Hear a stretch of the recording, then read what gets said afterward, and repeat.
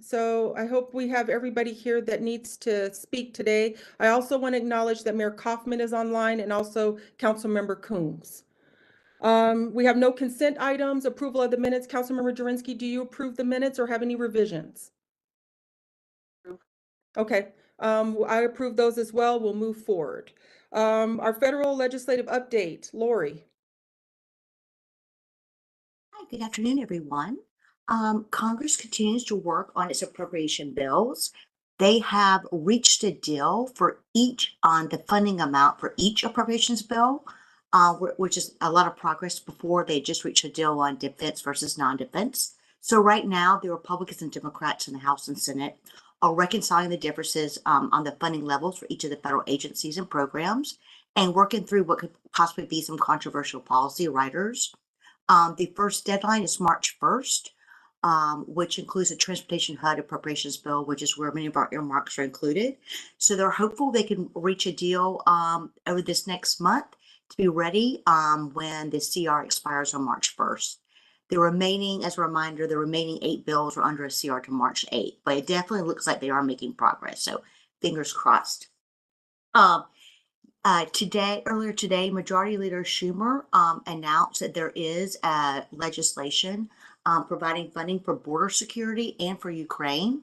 The bill text should be released sometime tonight, and the Senate is arriving early next week on Monday, so they can vote on the bill on Tuesday. So I will share with Liz Roberto the details of the bill once we see it, but it does look like it's a bipartisan bill. I think that is all I have right now. The president's budget. President's going to announce the State of the Union on March 7th, and the president's budget request will be out on March 11th. And that is, although it's usually ignored by Congress, it outlines the president's policy priorities and funding levels for programs for the upcoming fiscal year. Okay. Any Thank questions? you. I don't have any questions. Councilmember Jurinsky, do you have any questions? No? I'm sorry, I didn't hear you. That I do not. Okay, my apologies. I didn't quite hear you. Mayor Kaufman or Councilmember Coombs, do you have any questions for Lori on the legislative update or anything that you would like for her to explore? Nothing from me. Okay, Mayor Kaufman? Yes. What is it looks like this deal at the border in Ukraine is probably dead. What do you think? It's really hard. It's dead on the House side. Well, that's dead. Okay. It looks like it's dead. I hate to predict anything now, Mayor, what's going on in DC, but it's not looking good after after President Trump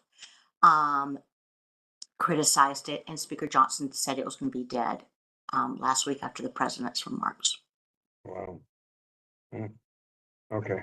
But we'll see. Like I say, I hate to predict anything right now. Strange things have been happening for the past few months, so I'll keep y'all posted on what happens. Okay. Okay. Thank you, Lori. I appreciate the update, and thank you for, I guess we'll be seeing you soon in about 3 months or so. So Yes. thank you. Okay, our state legislative update. We have Peggy, Totsi, and Cammie. I know you guys have been hard at work, so I'll start with Peggy. Do you want to lead it off?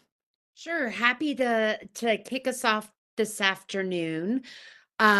We are about 22 days into the session, so we've got 98 left, but who's counting? We have ended our SMART Act hearings and started having testimony, hearings, witnesses present on bills. We've got about 250 that have been introduced, probably another 450, 500 that will be introduced in the next 98 days. Just wanted to provide a quick update on a couple of the bills that we worked on over the last couple of weeks for you. As you recall, we took a position of support on House Bill 1015, which was the suicide prevention education in the workplace. This passed out of committee yesterday. The business community is looking for language to clarify that virtual or options over the internet would be appropriate under the bill. So if they send an employee handbook, could they send that virtually, since so many folks are still working from home?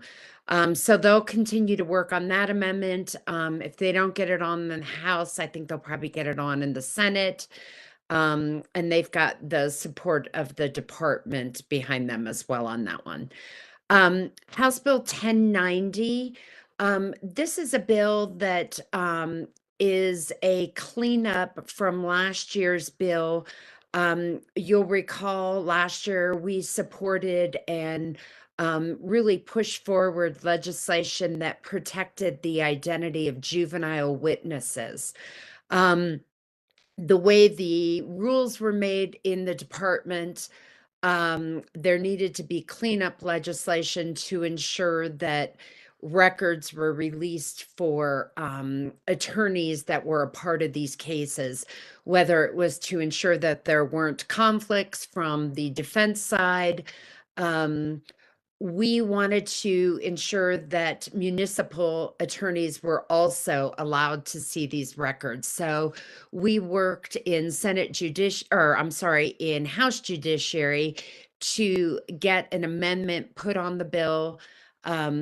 We got the language on the bill to include municipal attorneys on second reading.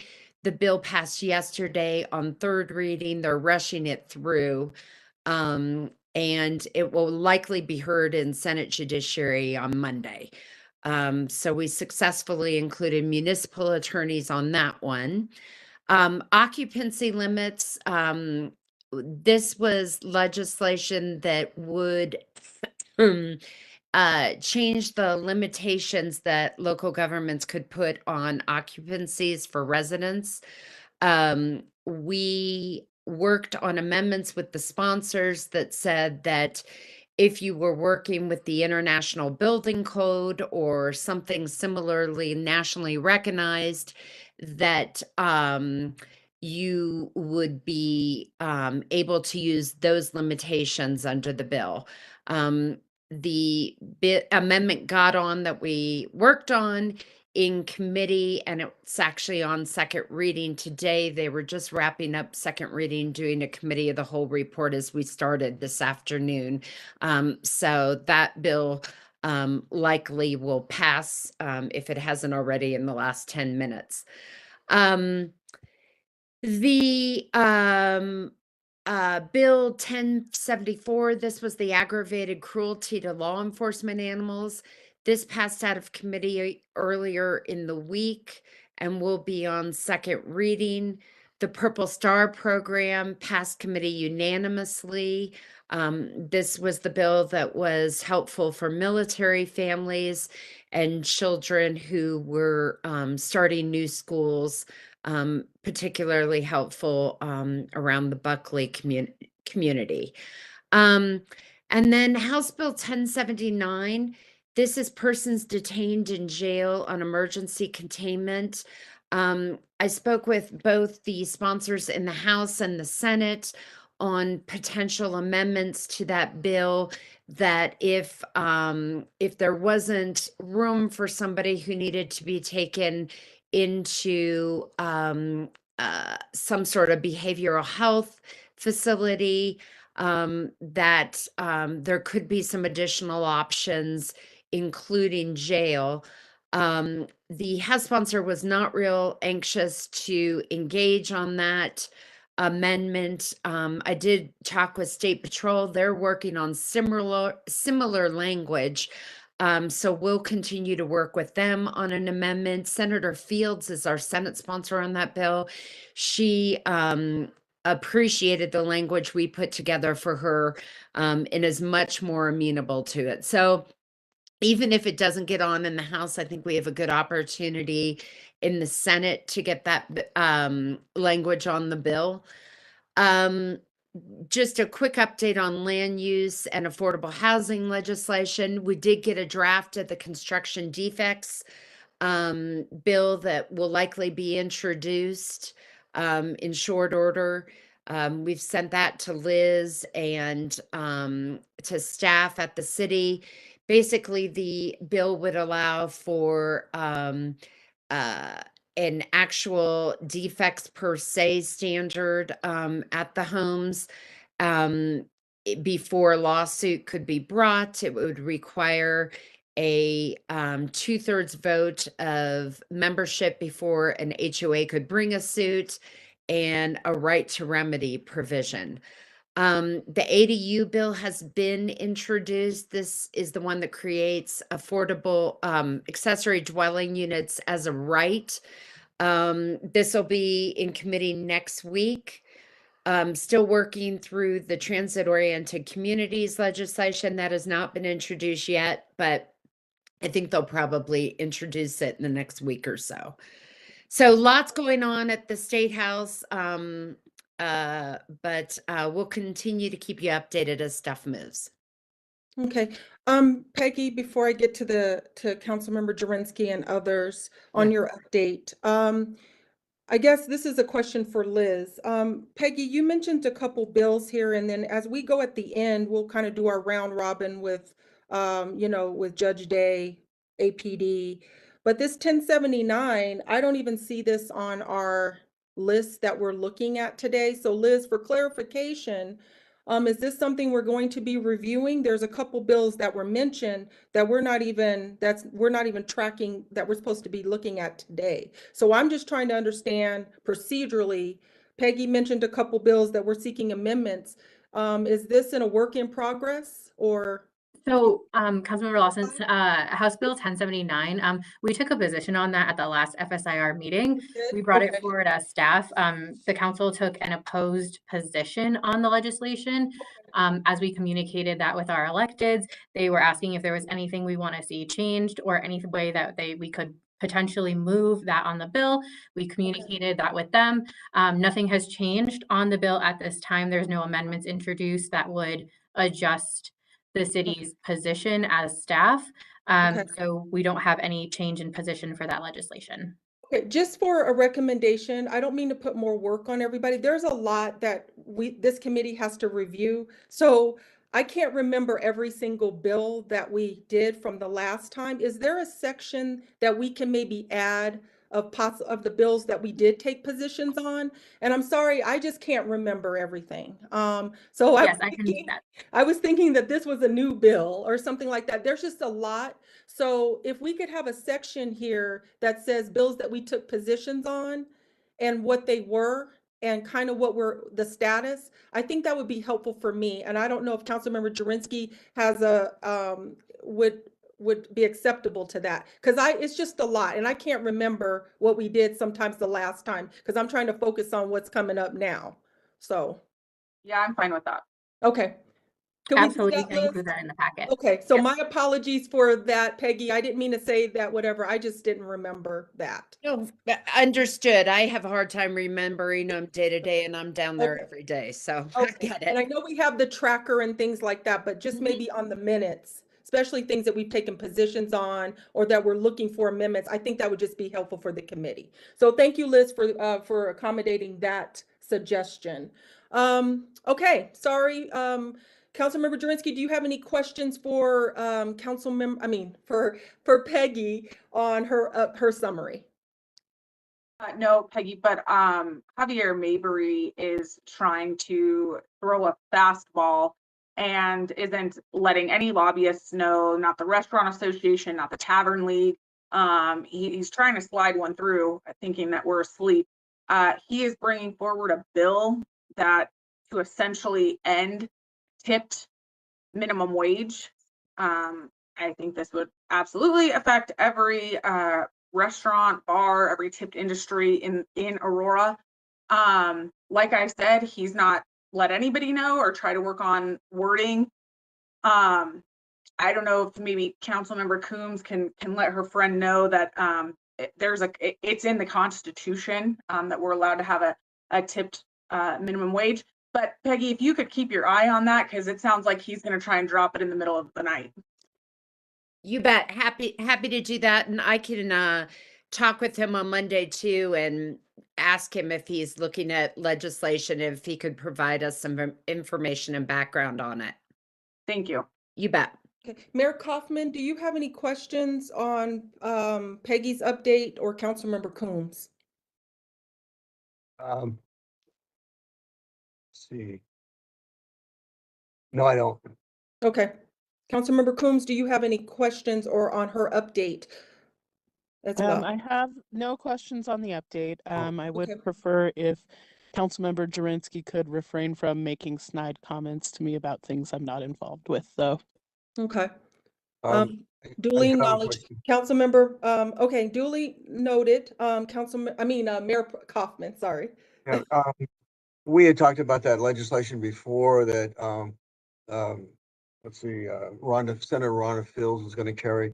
You know what the status of that is? Are you talking about, Mayor, the one that we got, Peggy sent us about the legislative proposal for the Migrant Support Network? Right.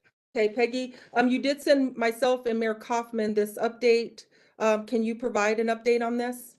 Yes, What absolutely. it's about, so the public knows what this is about, and then an update as well. Sure, you bet.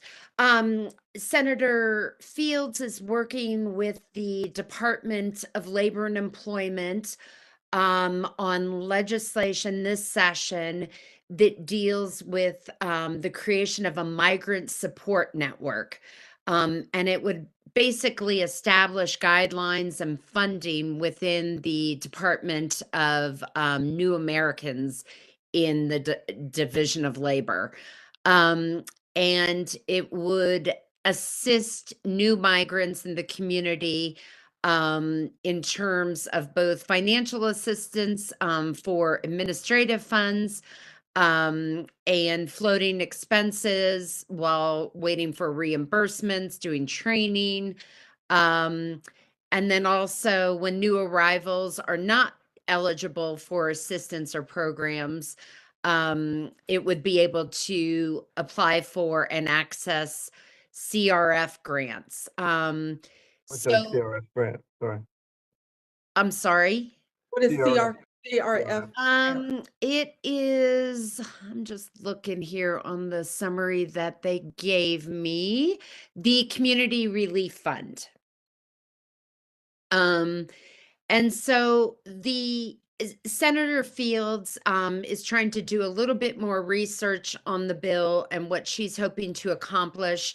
She understands that there's potential concerns on the legislation. So I think once she gets a little bit more information, she's going to come back and share with us what her thoughts are, any potential changes. So we'll make sure that we coordinate with Liz so she can be involved in that meeting. And if we've got anybody else in the city that should be involved, happy to include them. That's a Senate bill. I don't know if it's going to start in the Senate or in the House. I'm not sure if they've determined that yet. Sure. Thank you. Thank you, Peggy, for that update on that. Well, it hasn't, we don't have a draft of anything. So, but just to explain what it's potentially could be. So thank you for that. You bet. Okay. Tatsi or Cami, did you want to provide an update or do you have any updates for us as well? No, thank you. Okay. Yes. I have one small one. Peggy's covered everything else pretty well. Well, really well. The bill that is coming from Representative Mandy Lindsay is in drafting. She does not, and that's on Prop 123.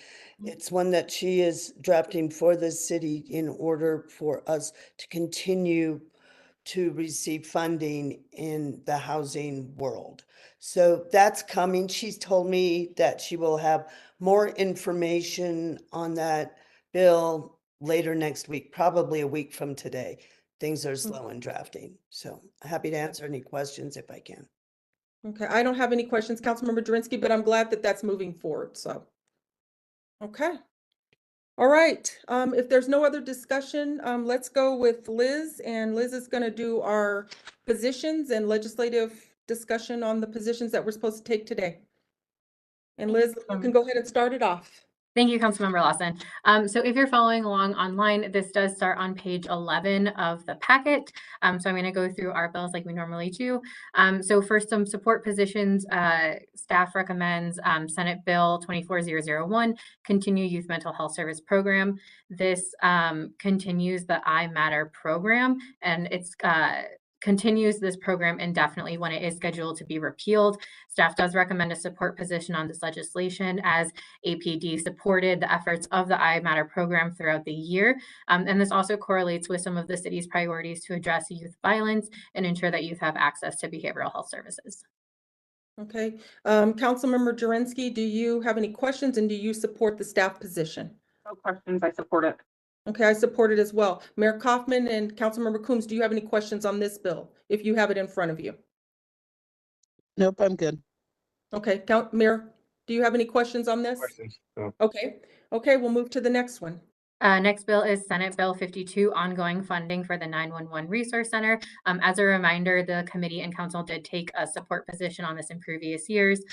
This will appropriate funding from the general fund to the Colorado 911 Resource Center. Staff recommends a support position as we utilize the Resource Center for resources provided for our own 911 services. And this would help facilitate those continued services. Okay, Councilmember Jurinsky, any questions, and do you support the position of the staff? Support. I support as well. I'm just asking Mayor Kaufman and Councilmember Coombs, if you have this in front of you, do you have any questions about this bill or any updates that you would like? No. Okay. I'm All good. right. Okay, let's go to the next one. So next we have some amend positions for Senate Bill 65, mobile electronic devices and motor vehicle driving. So current law, obviously you're not supposed to be on your phone or electronic device. There are some exemptions to that rule. This bill would add utilities when responding to a utility emergency. Staff is recommending an amend position as the bill doesn't exempt code enforcement officers or animal protection officers.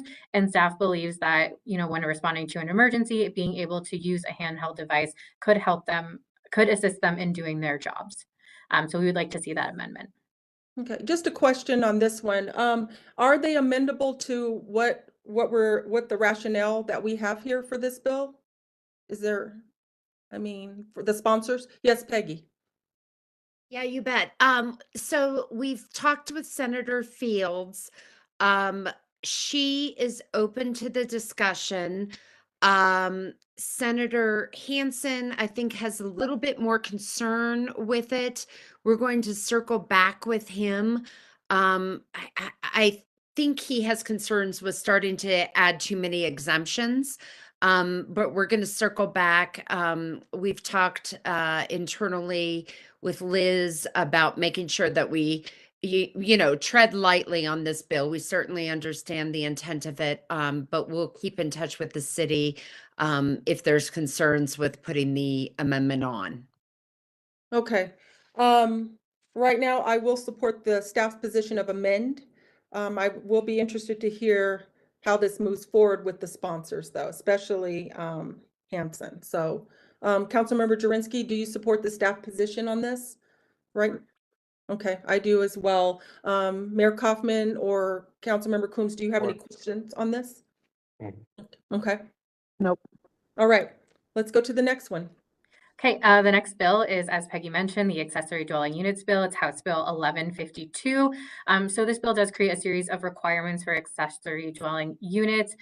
It would subject the city to being a subject jurisdiction for having ADUs. There are a lot of different implications in this bill and impacts. It also creates an accessory dwelling unit fee reduction and encouragement grant program as well. So the city would like to take an amend position on this, as there are some positive aspects to it. So we currently allow ADUs, and the expansion of ADUs is a goal in our 2020 adopted housing strategy. This also could help aging individuals, creating other workforce housing, and the legislation does allow the city to enact ordinances to implement impact fees, apply short-term rental laws, and apply building codes. But we do have some changes that we would like to see as detailed in the summaries. So we have concerns regarding some reporting requirements. We don't agree with the concept of fee waivers or fee reductions for the units, as our business model doesn't exactly support waivers for fees and waivers for fees for permitting.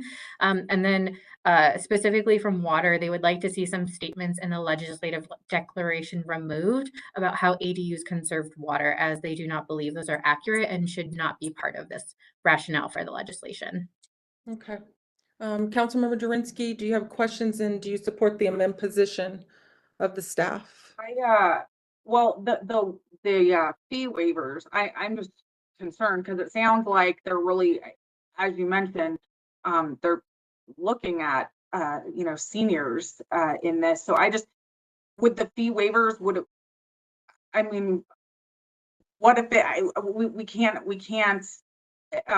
waive fees at all, even for our seniors?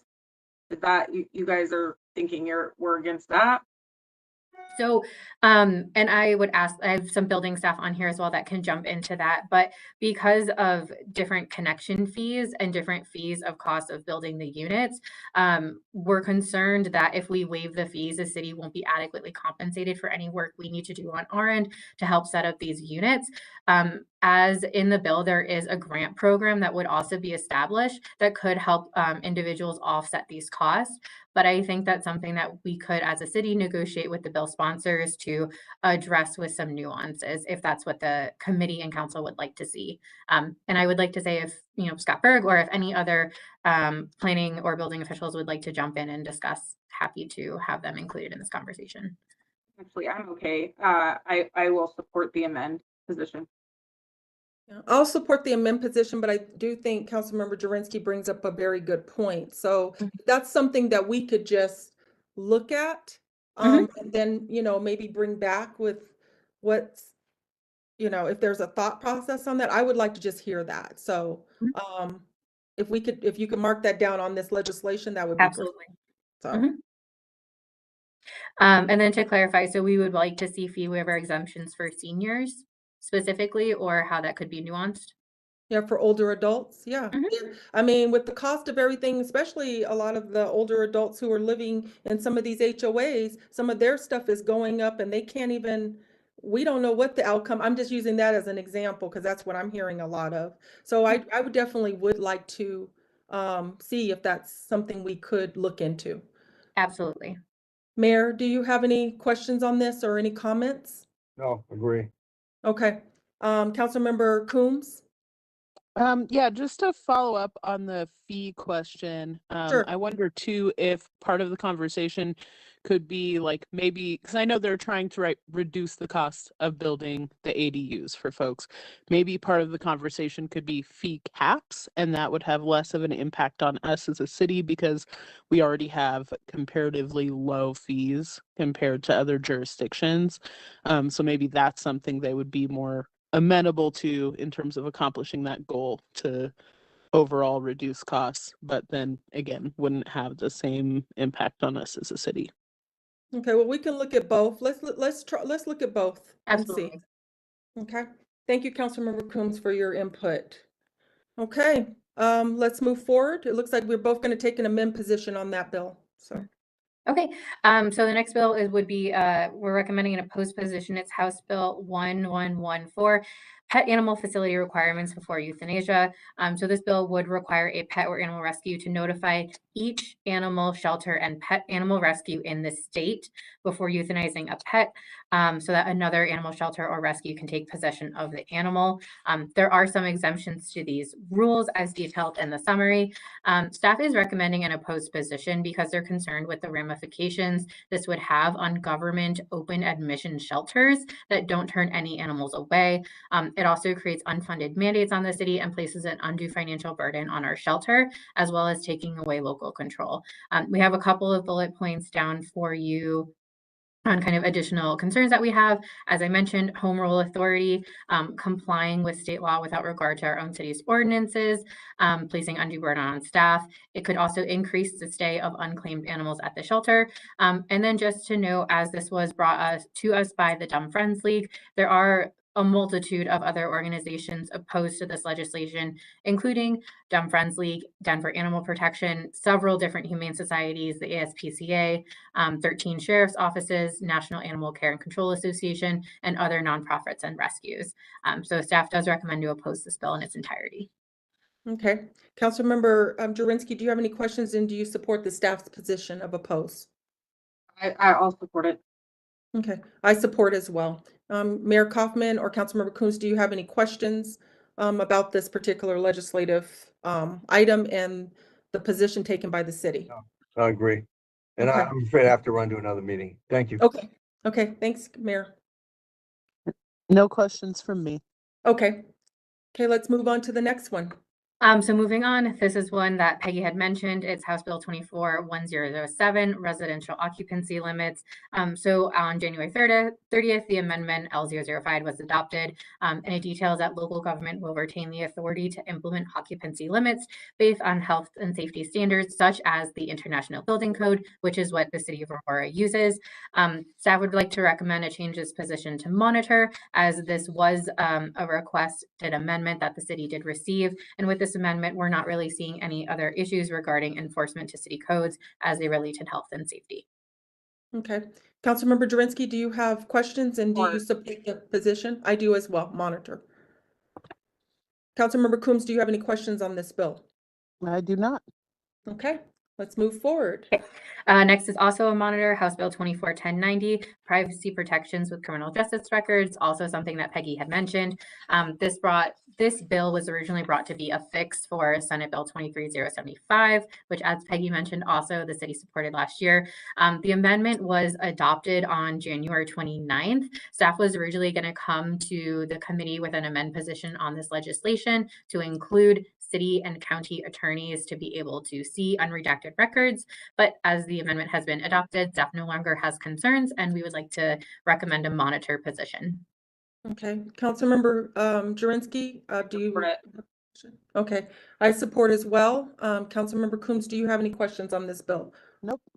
Okay, would anybody from city staff want to have anything additional to say on this at this time? Madam Okay. Chair, if you don't mind, this Is Sean that Judge Day? Okay, hi Yeah. Judge Day. I'm sorry. That's what I wanted to, I didn't see you on the list, but do you have a comment on this, or? Yeah, absolutely. I just want to thank all the work that was done by Peggy, Totsi, and Cami on the amendment to 1090. It was something I think that had a lot of concerns for city attorneys in municipal court, and to get that added was really, really important. So thank you for your work on that. Okay. Thank you, Judge Day. Okay, next. So next we have two bills that staff is recommending no position for. The first one is House Bill 24-1098, cause required for eviction of residential tenants. So this bill would prohibit a landlord from evicting a tenant unless the landlord has cause for eviction, such as unlawful detention, and then other conditions within the bill that exist for a no-fault eviction. Staff recommends no position, as per our analysis, this doesn't have any impact on local government, and these contracts are between a landlord and a tenant. Okay, Councilmember Jurinsky, do you have questions, and do you support this position? That. Okay, I'll support that as well. I do have questions on the next one, though. The next bill is Senate Bill 24094, Safe Housing for Residential Tenants. So this bill would modify existing warranty of habitability laws by clarifying actions that constitute a breach of habitability. These would come about when they were alleged by the tenant. And then it also would require the landlord to allow the tenant to return to the dwelling unit to collect any personal property. Staff is recommending no position, as this legislation doesn't have a direct impact on local government. Okay. So is Jessica Prosser on here? Councilmember Lawson, I'm here. This is Jessica. Okay. Jessica, I just had a question about this. I kind of gave Liz, I just want to ask you a question. So on some of the things, and I'm just trying to understand the nexus, why this wouldn't be so much of a nexus to the city. When we're talking about habitability, and we've went to some apartment complexes. I know that I've sent some things over for evictions. How is the city government not involved in these particular situations? Because in this here, in our summary, it says, if they were displaced by an environmental public health agent event after a government official deems the dwelling to be safe for reentry, or, so it still seems to me that there's still some government contact or nexus in here. So why are we doing no position on this? So, Councilmember Lawson, it's not that there's no connection at all. It's just Mhm. that the state habitability statute sort of works hand in hand with our code for habitability and then also our systematic housing inspections. So, not every city has systematic housing inspections. We do. Okay. The difference for me with this is that when a tenant reached out to the city and says there's a habitability concern with my unit or the property, we follow up with the property owner or the landlord and hold them accountable. This specifically is creating some amendments between how the tenant and the landlord work together to solve an issue. And Okay. so this could be things that are outside of what we would have in code, but it's really talking about the landlord and the tenant, and we work directly with the landlord. So we don't usually try to rectify the situation with the tenant. We're holding the landlord accountable. So if Okay. that makes sense, it's not that it's completely separate. It's just that Mhm. the state statute has different protections for the tenant. And then, like I said, in certain places, there's different processes and things that the local government would do and not do as this applies to the whole state. Okay. Okay, that's a little bit more clear for me based on what I read on the bill. But okay, I understand that it has some connection, but again, we're more with the landlord than really the tenant themselves. That's correct. Okay, okay. Sorry, Councilmember Jurinsky, do you have any questions, and do you support this, the position of no position? I have another question. Sure. What about a house, a home that the city would have to condemn? So if the city has determined that the structure or the property is not habitable, then we would go through our process of nuisance the property, placarding the property and deeming it uninhabitable based on our code around habitability. Yeah, But that's still with the property owner, not necessarily with the tenant. well, just cut now I'm concerned because last year in Ward 4, I absolutely pushed the issue, and I think it was a first, that the city actually had to step in and condemn a home. I mean, we had to condemn it. We had to get these people out. We had to board up the house. And then they tried to, city went to work trying to find a property owner. Um, but that was secondary. We found the property owner, well, a relative of the deceased property owner. That was secondary to dealing with the current tenants and getting them out of there. So I guess, and this is going to become standard. That condemnation last year set the blueprint. The city's not going to put up with these indigent houses anymore. So would we have to, with this bill, would we have to then let these people come back and get whatever stuff they have? So, Councilmember Jurinsky, we were trying to identify a property owner there the whole time. It's just Oh yeah, I we know. weren't able to identify it until later. Right. But once we deem the property a nuisance and placard it, then no one's allowed back in. So that's a little Okay. different Okay. than just there's a dispute between the tenant and the landlord or something like that. for Okay, okay. a specific reason. Yeah, but once we deem it that way, then nobody should be coming back in. Okay, that's the clarification I wanted. Thank you. I support the position.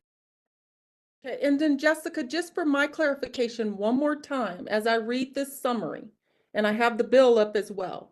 The bill modifies existing warranty of habitability laws by clarifying actions that constitute a breach of warranty of habitability breach and procedures for both landlords and tenants when it's warranted. So this bill is, again, we're on the landlord side, even though this bill to me and what this summary is saying and looking at the bill, it is including both landlords and tenants at the state level.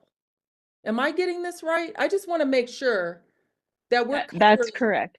Yeah, Okay, it's okay, dealing with both. We're typically taking a complaint from the okay, tenant and then working directly with the landlord. So, I okay, mean, from our perspective, we're taking no position because it's not really changing anything about the way that we would approach our code or holding accountability to the code. okay. You know, if the decision is to support it, I don't think we would have an issue there either. We're just acknowledging that this is not going to change anything about our current process from our look into this. It's just adding further teeth into helping maybe the tenant. Correct. Possibly. Okay. All right. All right. I'll support the no position now that I understand it a little bit more. You know, I think this would be good actually for both landlord and tenant, but I just needed to understand why we were taking no position. So thank you for that clarification. Councilmember Coombs, do you have a question on this or any questions that you want to address? Nope, I'm good. Okay. Okay. Thank you, Jessica, for that explanation and working this, clarifying the questions that myself and Councilmember Jurinsky had. So we're good on that list. Great. I have no other bills to bring forward today, so that concludes my report. Okay, fantastic. Water update, Kathy. Wonderful. See. Okay. The water update, I think it starts on page 145 of the packet PDF. And I've got two bills for you today. One is a state bill and one is a federal bill and both for support considerations. The first is the state bill. It is House Bill 241062, warrants for Metro Sewage Disposal Districts. And this one comes directly from Metro Water Recovery. So Metro Water Recovery, their service area includes 62 different cities and special districts. Aurora is one of those members. It is guided and directed by a board of directors. We have significant representation on that board with 3 current staff and 3 other Aurora representatives. And Metro Water. You're freezing up, Kathy. Having issues with Wi-Fi here and there. I will just stop my video and hope that helps. Okay. And then maybe you can still hear me loud and clear. Yes. Awesome. So Metro Water Recovery, with the 62 different cities and special districts, their authority lies in various city codes and various agreements. And so they identify this legislation to streamline their processes that we support them doing this. And so they're required by law to implement an industrial pretreatment program to ensure that wastewater generated by businesses does not cause any hazardous conditions for people or the environment. And then under that, businesses must pre-treat their wastewater before discharging it to the sanitary system. But inspections are sometimes necessary. So this legislation will allow them to more efficiently do those inspections and make sure everything is according to law. So I would ask for the city support of House Bill 241062, if I could answer any questions. Councilmember Jurinsky, do you have any questions and do you support the staff position of support? I support as well. And Councilmember Coombs, do you have any questions about this bill? I do not. Okay. Next one, Kathy. Thank you. The next bill is a federal bill. It has not yet been introduced. Lori Hettinger shared with us that Senator Padilla is seeking support letters before the bill actually gets introduced. So this one does not have a bill number yet. This one is the Low Income Household Water Assistance Program, LIWAP, and it's the Establishment Act. So the federal government, they did a pilot project. We benefited from that pilot project, or our citizens benefited deeply from that pilot project. And so this would just continue the funding for the Low Income Household Water Assistance Program. I would, if FSAR decides to support this particular effort, either Lori or I would draft a bill for your consideration, a letter for your consideration, and it would look very similar to the letter that Mayor Kaufman signed, and that one's in the packet right after I introduced the subject matter. Okay. So I will then just say that we recommend this for support and would bring a letter for your consideration next week. Okay. I support this. Councilmember Jurinsky? I also You have, support it. okay. Councilmember Coombs, do you have any questions? No. Okay. All right. Do you have any more updates, Kathy? That is it today, so thank you. Okay, thank you very much for your giving us the updates, and I appreciate your time. I just want to go around, is Judge Day, APD.